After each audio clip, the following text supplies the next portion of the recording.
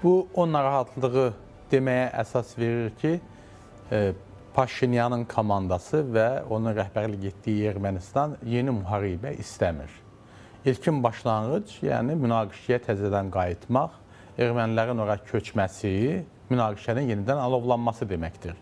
Əlavə olaraq ikinci bir məsələ, daha çox Paşinyanın nəzərdə tutduğu ondan ibarətdir ki, əgər onlar ermənilərin Qarabağa qayıtmasına israr etsələr, hansı ki bunlar özləri deyək ki 120 min oradan erməni çıxıb, amma onlar deyil, haradasa bir 50-60 min erməni ola bilər ki, qalsın hansı ki Azərbaycan pasportuna malik olublar, qalanlar onların ailələri olub.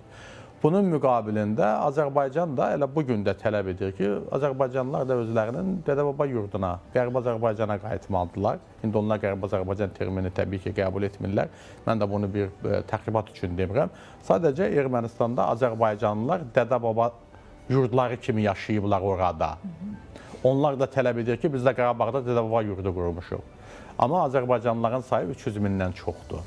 O baxımdan təbii ki, əgər onlar bunda israr etsələr, Azərbaycan da bunda israr edəcək. İstənilən halda Ermənistan haqsız mövqeyə düşür və eyni zamanda uduş mövqeyinə heç cür gələ bilmir. Və belə bir məqamda təbii ki, artıq Qarabağ ermənilərinin Qarabağa qayıtmasını tələb etmək, Ermənistanı yenidən münaqişəyə sürükləmək, müharibəyə sürükləmək və əldə olunmuş sülhün üzərindən xətt çəkmək anlamına gəlir.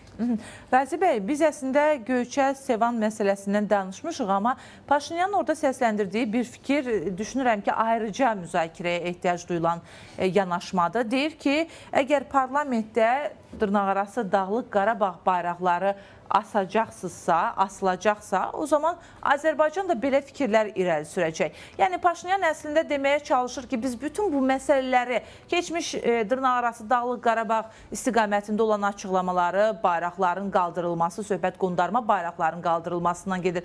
Bu prosesləri kənara qoymalıyıq ki, daha sonra Azərbaycan bizə tarixi xatırlatmasın, yoxsa daha çox hansı istiqamətdə mesaj verir? Siz tamamən düzgün bir mövqe sərgilədiniz. Hal-hazırda onlar düşünür ki, Ermənistanda 3-cü respublikadır. Və Paşinyan deyir ki, mən 4-cü respublika yaradacağım. Yəni, 3-cü respublikanın yaradılması Ermənistanın xam xəyalları, fantaziyaları üzərində qurulub və erməni milləti də, xalqı da məhz bu fantaziyalar, xam xəyallar üzərində tərbiyə olunub. Demək, onları yenidən, yeni əxlaqda, siyasi əxlaqda, mənəvi əxlaqda tərbiyə etmək lazımdır və bunu da 4-cü respublika edə bilər.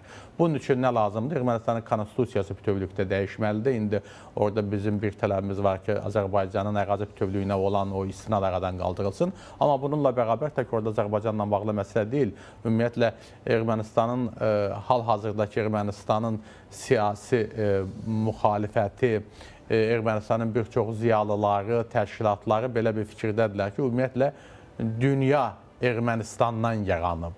Hətta Adəm Peyğəmbər belə erməni olub. Və bütün bunlar, hətta bu yaxınlarda onların bir siyasətçisinin videosu yayılmışdı ki, demək ki, Çin doktrini, Çin monarxiyası, Yapon monarxiyası, Monako monarxiyası, Böyük Britaniya, Fransa, bunların hamısının kökündə erməni dinastiyası dayanır. Yəni, bütün dünya ermənidən yaranır və onlar Ermənistana müəyyən bir haqq vermədilər və yaxud onu müdafiə etmədilər və s. Yəni, bu ideya üzərində qurulub bunların 3-cü respublikası. Ona görə də bütün bunların hamısını silib atmaq istəyir, tarix dərsliklərini yenidən yazmaq istəyir, ədəbiyyat dərsliklərini yenidən yazmaq istəyir ki, 4-cü respublikada erməni xalqı yeni bir tərbiyədə artıq gözünü dünyaya açsın və görsün ki, Ermənistan Respublikasının dövlət kimi formalaşması, yaşaması bu ideyalar, bu fantaziyalarla məhvə sürüklənir. O baxımdan mən düşünürəm ki, bəli, o bütövlükdə ona qədər olan, Paşinyana qədər olan siyasəti, mən deyərdim ki, 2020-ci ilə qədər olan siyasəti sıfırlamaq və yeni bir səhifə açmaq istəyir. Bu səhifədə də artıq digər ölkələrin ərazisinə iddialar olmayacaq, digər ölkələrlə münaqişə konsepsiyası ortaya qoyulmayacaq, Böyük Ermənistan ideyasından əl çəkiləcək, qondarma soyqırım ideyalarından əl çəkiləcək və bütün dünya ilə o cümlədən qonşularla da tam bir dostluq, əməkdaşlıq münasibəti qurulacaq.